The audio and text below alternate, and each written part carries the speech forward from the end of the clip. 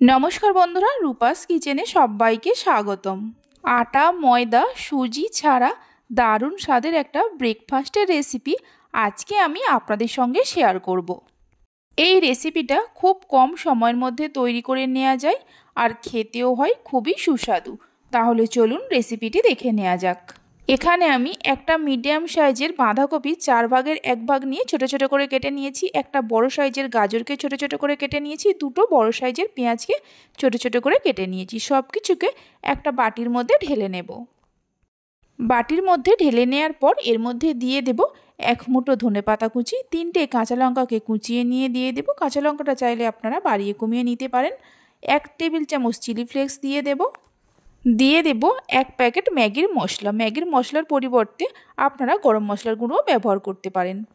3 table চামচ cornflour দিয়ে দেব। দুটো ডিমকে ভেঙে নিয়ে এর মধ্যে দিয়ে দেব। আপনারা যদি সবজির পরিমাণটা বাড়াতে চান তাহলে ডিম আর কর্নফ্লাওয়ারের পরিমাণটা বাড়িয়ে দেবেন। আমি এখানে যে পরিমাণে সবজি নিয়েছি দুটো ডিম আর 3 টেবিল চামচ কর্নফ্লাওয়ার দিলেই হয়ে যাবে। সবশেষে দিয়ে দেব স্বাদমতো নুন। সবকিছুকে খুব ভালো করে মেখে নেব। এইভাবে একবার রেসিপিটা বাড়িতে বানিয়ে দেখতে পারেন। আশা করি খুবই ভালো লাগবে।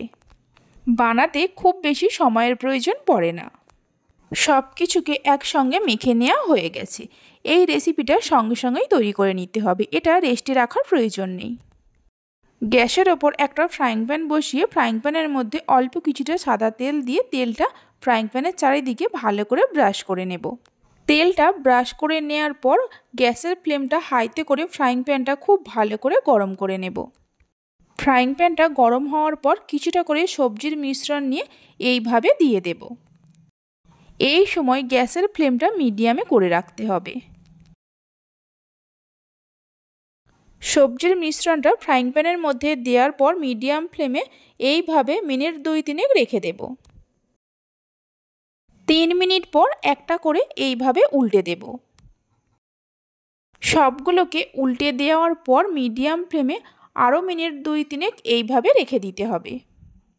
2-3 মিনিট ছাড়া ছাড়া 2-3 বার এইভাবে উল্টে পাল্টে ভালো করে ভেজে নিতে হবে। অবশ্যই পুরো রেসিপিটা মিডিয়াম ফ্লেমে করতে হবে, হাই ফ্লেমে কখনোই করতে যাবেন না।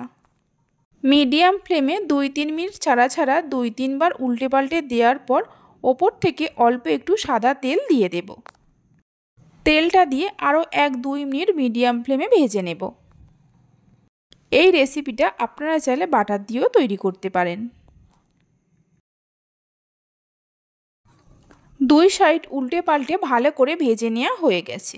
এবার একটা প্লেটের মধ্যে তুলে রাখব। বাকি যেগুলো আছে ওই একই রকমভাবে করে নেব। প্রথমে ফ্রাইং প্যানের মধ্যে অল্প তেল দিয়ে তেলটা ব্রাশ করে নেব। তারপর কিছুটা করে সবজির মিশ্রণ দিয়ে দেব। আমার রেসিপি যদি আপনাদের ভালো লেগে থাকে অবশ্যই একটা লাইক করবেন আর আমাকে কমেন্ট করে জানাবেন। ভালো লাগলে চ্যানেলটি সাবস্ক্রাইব করে পাশে থাকা বেল আইকনটি প্রেস করবেন।